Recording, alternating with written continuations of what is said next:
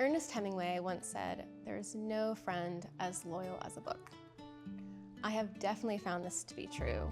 Many of us have had the opportunity to feel a strong reaction to a book, to feel a personal connection to a book, and this seems to be especially true of children's books. When I was a young girl, I read Katherine Paterson's A Bridge to Terabithia, and I remember just hiccup sobbing reading the book, but also feeling how wonderful it was to be reading a book that was making me feel such intense emotions.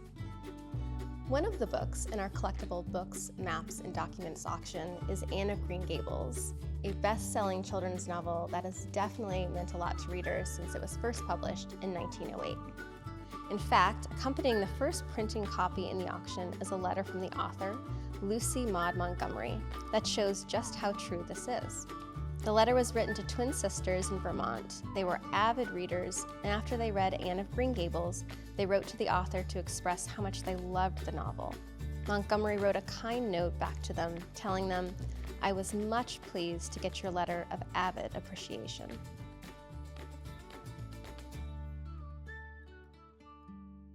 In honor of the importance of books and the power that they have over us, some of the employees at Leland Little auctions want to tell you about a children's book that left a strong impression on them.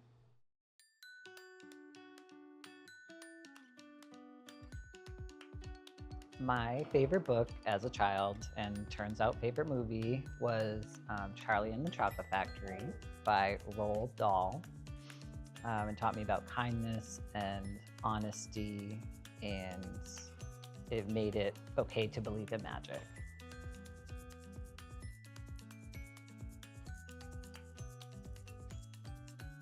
When I was young, my favorite book was Corduroy by Don Freeman. It's a book about accepting yourself as you are and accepting others as well, and friendship. Don Freeman is a wonderful illustrator. I've loved his work for a really long time. We've actually sold a couple of his pieces here. I just remembered that book being a big part of my childhood growing up.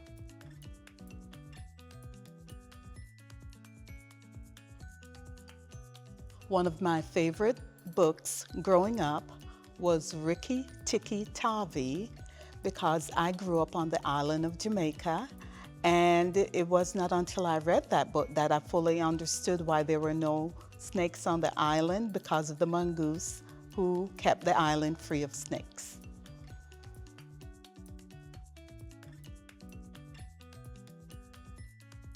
Without giving up my age, I was part of the generation coming up that we read cereal box backs every morning. So reading was very encouraged in my household.